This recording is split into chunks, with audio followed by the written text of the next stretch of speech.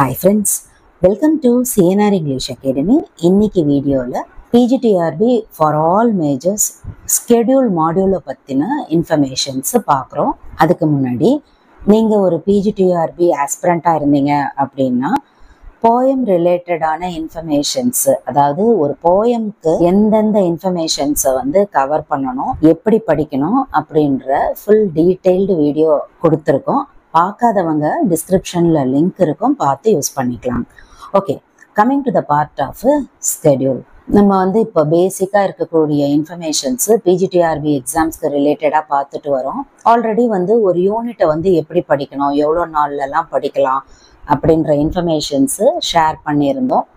அந்த வீடியோவில் பார்த்தீங்கன்னா ஸ்கெடியூலை பற்றி பேசியிருக்கோம். ஒரு சில பேர் கேட்டிருந்தீங்க, ஸ்கெடியூல் அப்படின்னு சொல்கிறீங்க, இந்த ஸ்கெடியூலை எப்படி ப்ரிப்பேர் பண்ணணும், இந்த ஸ்கெடியூல் எப்படி ஃபாலோ பண்ணணும், இந்த மாதிரி இன்ஃபர்மேஷன்ஸை ஷேர் பண்ணுங்க அப்படின்னு சொல்லி. அண்ட் நம்பர் ஆஃப் ஸ்கெடியூல் நிறைய ஃபாலோ பண்ணுங்கன்னு சொல்கிறீங்களே, அது எப்படி? ஸ்கெடியூல்னா எல்லாருக்குமே பேசிக்காக ஒரு ஐடியா இருக்கும். நம்பர் ஆஃப் ஸ்கெடியூல்னு சொல்கிறீங்களே, 2-3 ஸ்கெடியூலை ஃபாலோ பண்ணுங்கன்னு சொல்கிறீங்களே, இந்த இன்ஃபர்மேஷன்ஸு டீட்டெயில்டாக சொல்லுங்கன்னு கேட்டிருந்தாங்க. அண்டு இது இப்போ ஷேர் பண்ணுறது ரொம்ப இம்பார்ட்டண்ட்டும் கூட. ஏன் அப்படின்னா, இனிஷியலாக ஸ்டார்ட் பண்ணுறவங்களுக்கு ஈஸியாக இருக்கும். அதே போல் இன்னும் ஒரு 2 மாதம் கழிச்சுலாம் நம்ம இது கொடுக்கும்போது அதுக்கு அவ்வளோ பெரிய யூஸ் இருக்காது. ஏன்னா நோட்டிஃபிகேஷன் மந்த் நெருங்கும். அதனால் இப்பத்துல இருந்தே இதை கொடுக்கறது ரொம்ப யூஸ்ஃபுல்லாக இருக்கும் அப்படின்னு நினச்சதுனால இந்த video. Okay, move on to the part of schedule. So what is schedule அப்படின்னு பார்த்தீங்கன்னா, இதில் பார்த்தீங்கன்னா பிஜிடிஆர்பி வீக்லி ஸ்கெடியூல் கொடுத்துருக்கோம். ஆக்சுவலி இது ஒரு பேசிக்கான ஒரு ஸ்கெடியூல் தான். ஃபஸ்ட்டு ஒரு காம்படிட்டிவ் எக்ஸாம்க்கு ஸ்டார்ட் பண்ணுறோம் அப்படின்னு சொன்னால் ஒரு வாரத்துக்கு ஒரு ஸ்கெடியூல் போடுங்க. அந்த ஸ்கெடியூல் எந்த அளவுக்கு நம்மளால் கம்ப்ளீட் பண்ண முடியுதுன்னு பாருங்கள். ஓகே, சைடில் நேம் கொடுத்துருக்கோம், உங்களோட சப்ஜெக்ட் கொடுத்துருக்கோம். அண்டு இது ஒரு ஃப்ரீ PDF தான். டிஸ்கிரிப்ஷனில் இதோட லிங்க் இருக்கும், நீங்கள் ஈஸியாகவே இதை டவுன்லோட் பண்ணிக்கலாம். இல்லை வெளியில் ஷாப்க்கெலாம் போயிட்டு டவுன்லோட் பண்ண முடியாது அப்படின்னு நினைக்கிறவங்க ஒன்றுமே ப்ராப்ளம் இல்லை. நீங்களே ஒரு லாங் சைஸ் நோட்டில், இப்போ நீங்கள் பிஜிடிஆர்பிக்கு எப்படியும் ஒரு லாங் சைஸ் நோட் வச்சு ப்ரிப்பேர் பண்ணிட்டு இருப்பீங்க இல்லையா, அதில் இந்த லாஸ்ட் பக்கத்தில் கூட, முன்னாடி டிஸ்டர்ப் பண்ணிக்காதீங்க, லாஸ்ட் பேஜில் கூட இந்த மாதிரி நம்மளே கூட கலர் கலராக போட்டுக்கலாம். நமக்கு எந்த அளவுக்கு இன்ட்ரெஸ்ட் இருக்கோ அதை அவ்வளோ அழகாக நம்மளால் ஆக்கிக்கலாம். அது ஒன்றும் பெரிய விஷயம் இல்லை இல்லைங்களா.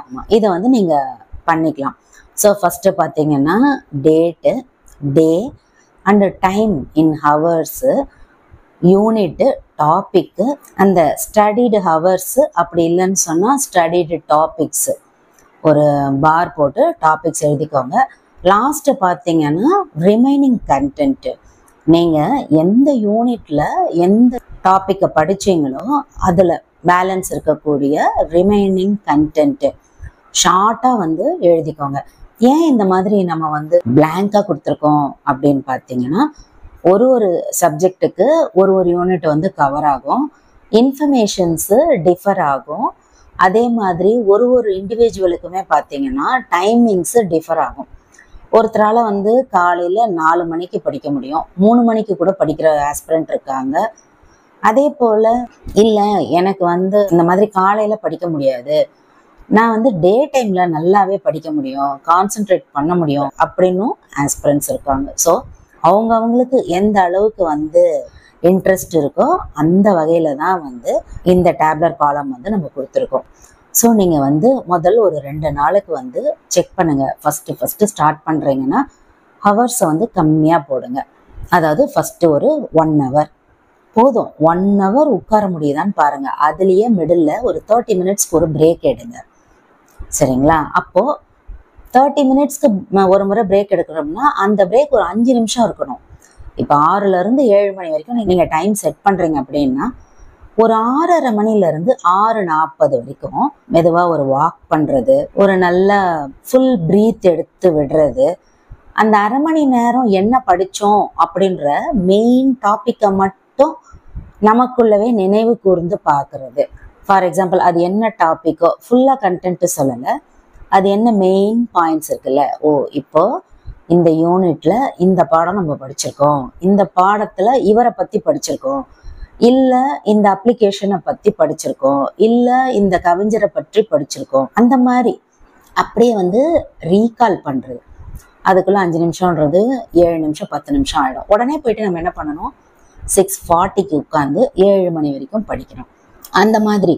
ஸோ 1 மணி நேரம் நம்மளால எந்த அளவுக்கு டேக்கிள் பண்ண முடியுதுன்னு பார்த்து அதை வந்து ஃபாலோ பண்ணுங்க. ஒரு சில பேர் என்ன பண்ணுவாங்க அப்படின்னா, நம்ம இன்னைக்கு படிக்க போகிறோம் அப்படின்ற கன்சர்னால வந்து நம்ம பிளான் பண்ணுறோம். மறுநாள் காலையில் எந்திரிச்சதுமே ஃபஸ்ட்டு பிரேக்ஃபாஸ்ட்டு, லஞ்சு எல்லாம் முடிச்சுட்டு ஃபேமிலியில் இருக்கக்கூடிய டீச்சர்ஸாக இருக்கட்டும், இல்லை ஒர்க் பண்ணக்கூடிய டீச்சர்ஸாக இருக்கட்டுமே, எல்லா ஒர்க்கையும் பண்ணி வைக்கிறது. அப்புறம் நம்ம உட்காந்து படிக்கலாம் அப்படின்னு சொல்லி பிளான் பண்ணுவோம். ஒரு 11 மணிக்கு இந்த ஒர்க்கெல்லாம் முடிச்சுட்டு நம்ம உட்காந்து படிக்கலான்னு ஆரம்பிக்கும் போது நமக்கே வந்து பார்த்தீங்கன்னா ஒரு டயர்ட்னஸ் வரும். ஆட்டோமேட்டிக்காக வந்து ஒரு டயர்ட்னஸ் வரும். ஏன்னா இது நாள் வரைக்கும் நம்ம இந்த மாதிரி படிக்கணும்ட்டு ஆரம்பிக்கல, இன்னைக்கு தான் ஃப்ரெஷ்ஷாக ஆரம்பிக்கிறோம். அப்போது ஒரு உற்சாகத்தில் காலையில் எழுந்திரிச்சு எல்லா வேலையும் முடிச்சுட்டு படிக்கணும்னு உட்காரும் போது அந்த டயர்ட்னஸ் நம்மளை வந்து ஈஸியாக தொற்றிக்கும். நம்ம என்ன பண்ணணும் அப்படின்னு பார்த்தீங்கன்னா, மார்னிங் ஹவர்ஸில் எப்போ நம்ம பிரிஸ்காக இருக்கிறோமோ, எப்போ நமக்கு ஃபுல் எனர்ஜி இருக்குதோ அப்போது நம்ம வேலை செய்யக்கூடாது, படிக்கணும் உட்காந்து. அதுக்கப்புறம் கொஞ்சம் டயர்ட் ஆகிறோம் பார்த்தீங்களா, அப்போ போய் நீங்கள் வந்து ஒர்க் பண்ணுங்க. ஏன்னா அது மேண்டட்டரி, நம்ம செஞ்சு தான் ஆகணும் அப்படின்னும் போது நம்ம அந்த ஒர்க்கை பண்ணிடுவோம். ஆனால் இந்த படிக்கணும்னு வர்றதை வந்து ஸ்கிப் பண்ணுவோம் இல்லையா. சரி 11 மணி ஆயிடுச்சு, இப்போவே வந்து கொஞ்சம் டயர்டாக இருக்குது, பரவாயில்ல லஞ்செல்லாம் முடிச்சுட்டு அதுக்கப்புறம் உட்காந்து படிக்கலாம் அப்படின்னு வருவோம்.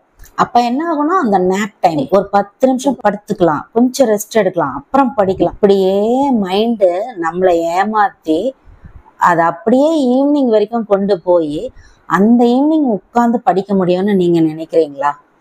கண்டிப்பாக அந்த டே வந்து அப்படியே வந்து மறுநாளுக்கு ஸ்கிப் ஆகும்.